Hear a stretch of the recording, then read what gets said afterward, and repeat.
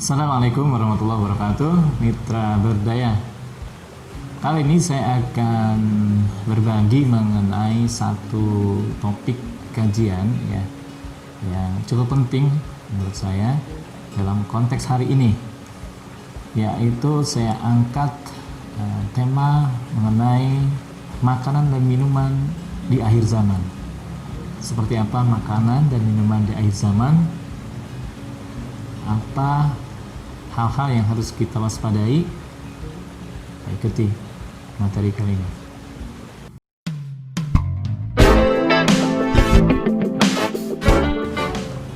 Makanan dan minuman akhir zaman. Saya menggarisbawahi 2 poin. Yang pertama, yang bersumber dari Al-Quran, yaitu dalam surat Al-Kahfi ayat 19. Dalam ayat tersebut, nah sebelum saya jelaskan mengenai surat Al-Kahfi ayat 19 ini, saya kupas sedikit ya mengenai betapa pentingnya surat Al-Kahfi di saat sekarang ini. Kenapa? Karena surat Al-Kahfi ini satunya surat ya yang dinyatakan oleh Rasulullah SAW sebagai surat yang isi kandungannya itu berhubungan dengan akhir zaman dan berhubungan dengan fitnah Dajjal.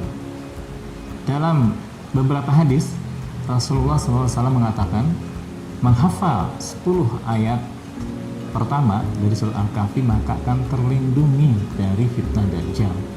Dalam hadis lain, Rasulullah juga mengatakan 10 ayat terakhir, ya dalam riwayat lain Rasulullah juga mengatakan minimal 3 ayat pertama ya.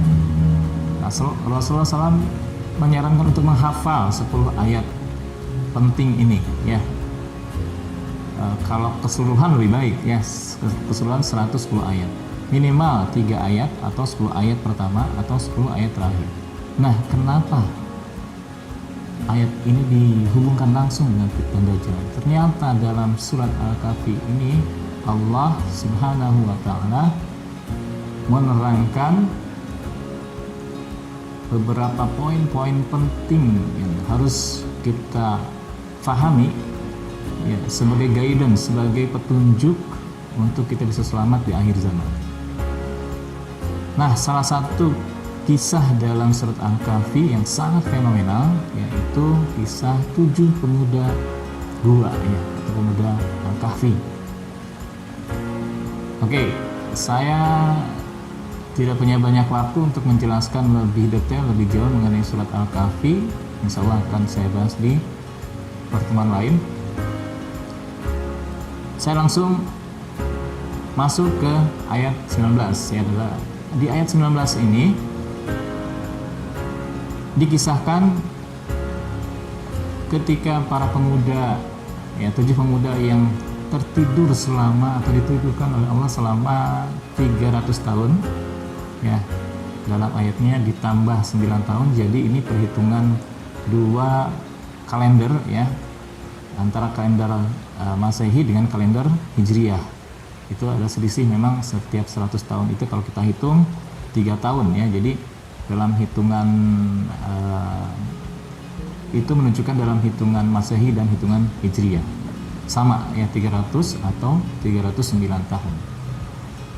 Nah, ketika mereka terbangun ya, mereka saling bertanya, wah, sudah berapa lama nih kita tidur di sini ya.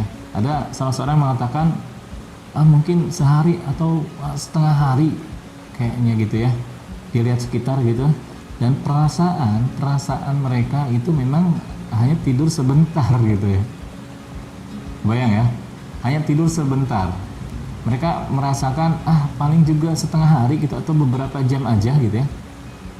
Nah, ada salah seorang yang tingkat keimanannya paling tinggi lah ya, bisa dikatakan. Dia mengatakan Allah lebih mengetahui ya tentang hitungan berapa lama kita tertidur di sini ya. Nah, singkat cerita, pada akhirnya ketika bangun mereka lapar tentunya ya, bayangin 300 tahun tertidur ya, 309 tahun tertidur. Ketika bangun, kita tidur semalam aja, besok pagi udah lapar ya gitu ya. Nah, salah seorang di antara mereka mengatakan ya, falyanzur ayyuha azka ta'ama. Nah, ini dia yang saya garis bawahi di ayat 19 ini. Jadi carilah siapa nih yang berani ya, karena dulu mereka dikejar-kejar ya, mereka akan dibunuh ya. Salah satu pertimbangan mereka lari ke gua, mencari gua tempat perlindungan itu karena mereka terancam ya, karena penguasa pada saat itu sungguh sangat zalim dan kondisi syirik yang memuncak ya, dimana sang penguasa atau raja pada waktu itu sampai mengatakan dia Tuhan dan harus disembah oleh semua rakyatnya. Nah, 7 pemuda ini yang mengikuti ajaran para nabi ya sebelum Nabi Muhammad SAW, yang meyakini ya keimanan mereka bahwa Tuhan itu hanya satu, hanya Allah saja gitu. Dan mereka tidak mau menyembah sang raja ini. Akhirnya mereka terancam ya, mau dibunuh dan segala macam, sehingga melarikan diri dan diselamatkan oleh Allah. Itu rahmat dari Allah ya. Jadi oke, singkat cerita, ketika ini sebenarnya panjang ya kalau saya ceritakan, ini luar biasa kisah mereka. Ketika salah seorang di antara mereka mengatakan, siapa nih yang berani untuk beli makanan gitu. Nah, ada salah seorang yang berani mengatakan, oke, saya. Nah, kebetulan masih menyimpan ya, bayangkan selama 300 tahun masih menyimpan uang warik, uang perak ya, tersimpan di sakunya mungkin ya, uang warik, uang perak yang biasa dilakukan pada waktu itu untuk transaksi jual beli. Nah, ini juga banyak kode. Nah, itu kalau kita kaji surat Al-Kahfi itu banyak sekali kode-kode, dan alhamdulillah saya mendapatkan ilmu dari salah seorang guru saya, Syekh Imran Nazar Hussein. Beliau yang dengan luar biasa memberikan kajian, melakukan kajian, melakukan pemahaman yang menyeluruh mengenai surat Al-Kahfi ini, dan salah satunya dalam konteks surat Al-Kahfi ayat 19 ini. Oke. Singkat cerita, ketika terjadi keanehan-keanehan ya. Kenapa? Karena bayangkan sudah 300 tahun. Nah, ketika salah seorang di antara mereka, di antara 7 pemuda Kahfi ini membeli makanan, tentu dipertanyakan ya, wah, ini uang kapan gitu ya, udah 300 tahun.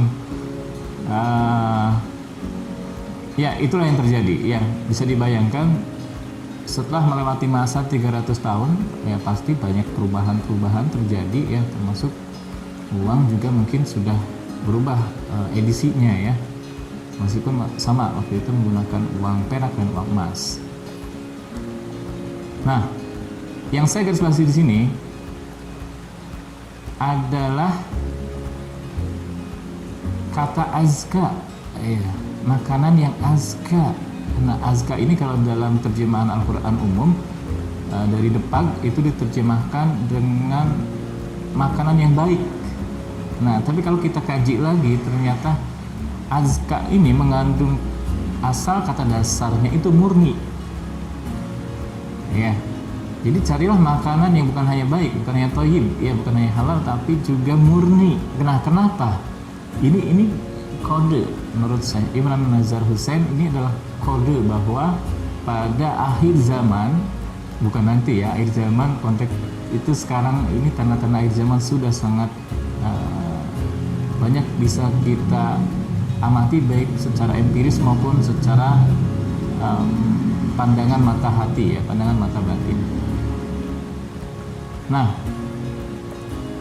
Kenapa? Karena Allah memberikan sign bahwa di akhir zaman itu, ya saat sekarang ini, makanan-makanan itu akan bermasalah.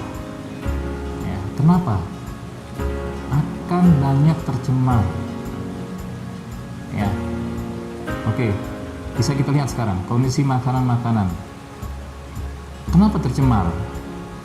Oke, ada satu pendekatan di sini yang harus kita kaji lebih dalam lagi sebenarnya. Jadi di satu sisi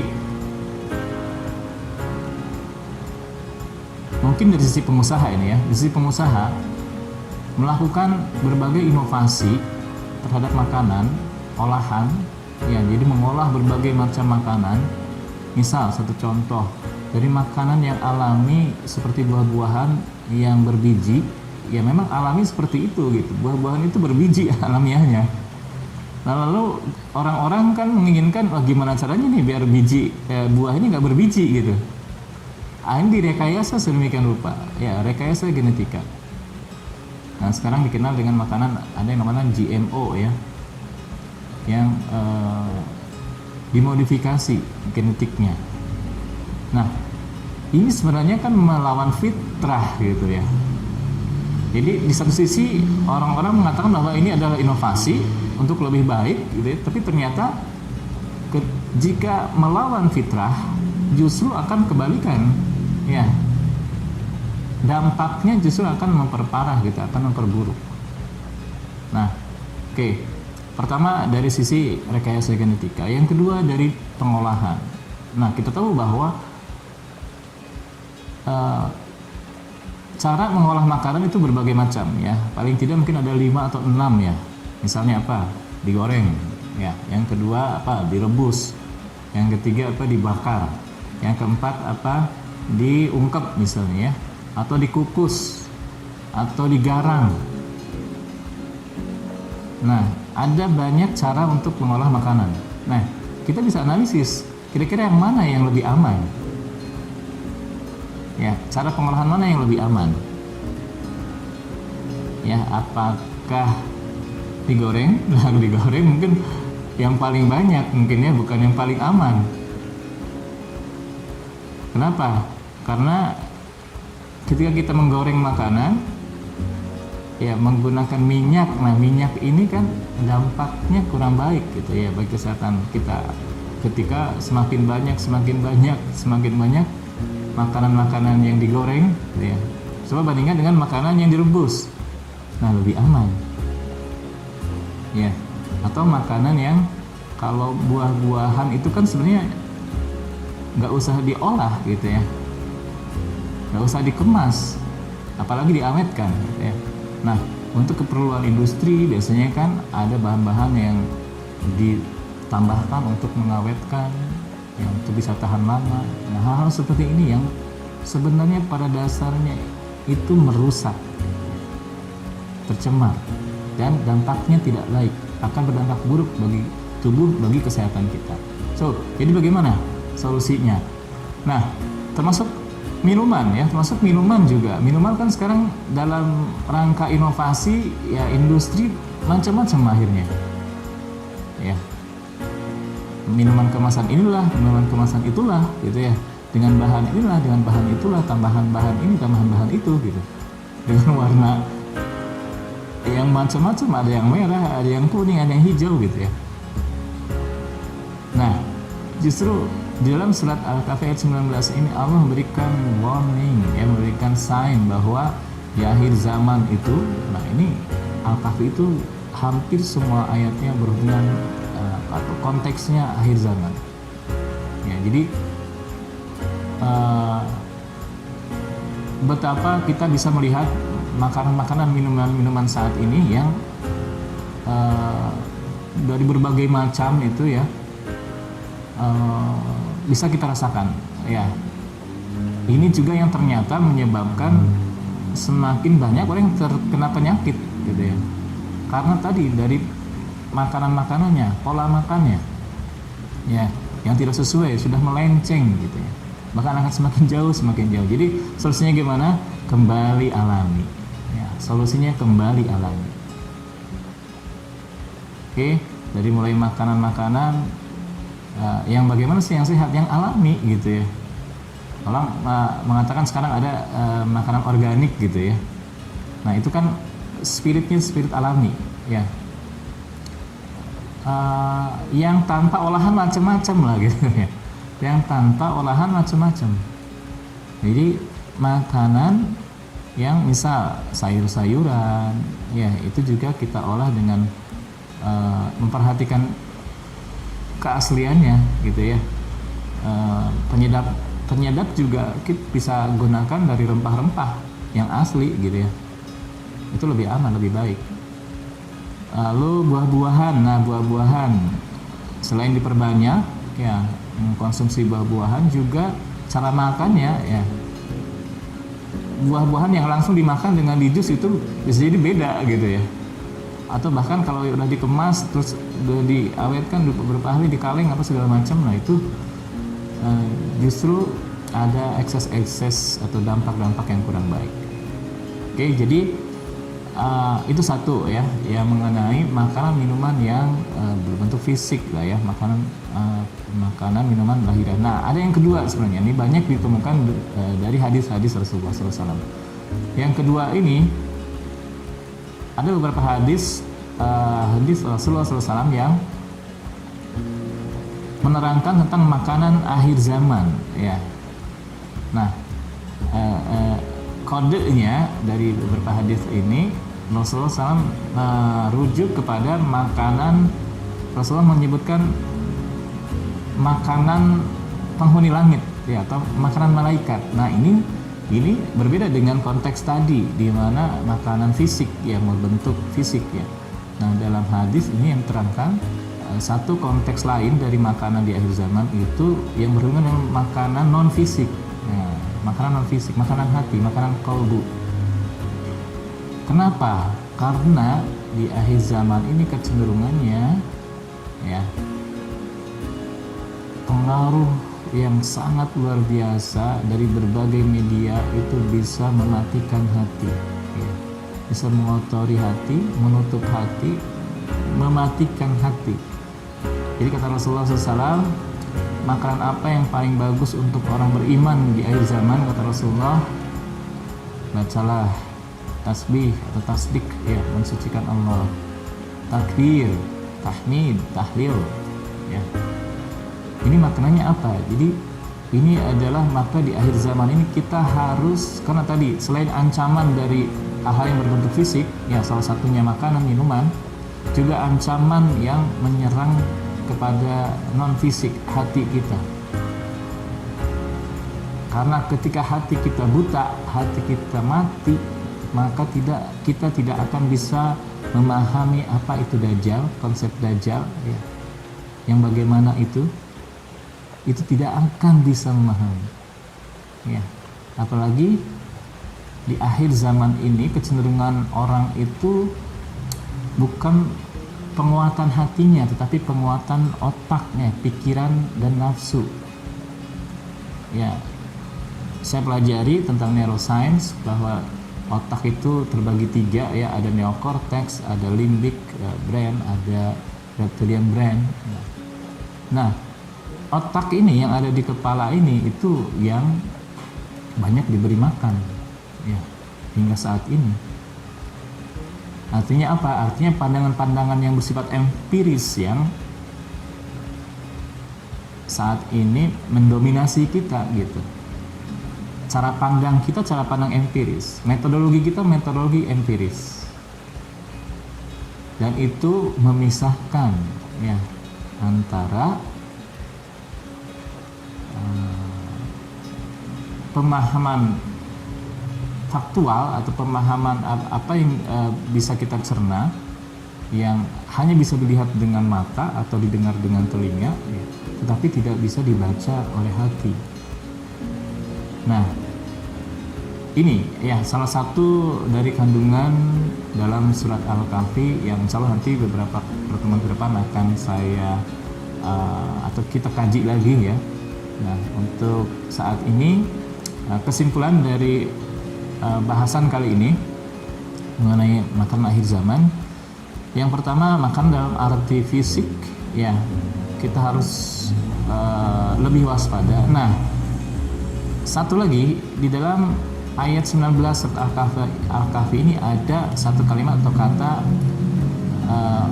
wal yatalattaf, ya, yang ini secara posisi ada persis di tengah-tengah Al-Quran, ya. Kata wal yatalattaf ini biasa diterjemahkan dengan lemah lembut, atau sebenarnya makna tersirat dari kata ini dalam konteks ayat 19 ini adalah kewaspadaan atau berhati-hati, ya. Jadi kita harus lebih waspada, lebih hati-hati, ya, dalam memilah, mengkonsumsi makanan fisik, ya. Dan pesannya dalam surat Al-Kahfi ayat 19 ini azka to'ama. Lihat, perhatikan kemurniannya, itu pesannya. Lihat, perhatikan kemurniannya, hati-hati, waspada, ya. Jangan sampai kita keliru menganggap bahwa karena ini inovasi, ini terbaru, apa segala macam, wah gitu, ya. Tapi ternyata dampaknya negatif. Oke. Dan yang kedua adalah perbanyak zikir, ya, di akhir zaman ini, sehingga bisa lebih menghidupkan hati kita, sehingga hati kita layak dicurahi oleh nur Allah, ya. Hati kita mendapat curahan cahaya Allah. Cahaya apa? Cahaya ilmu, ya.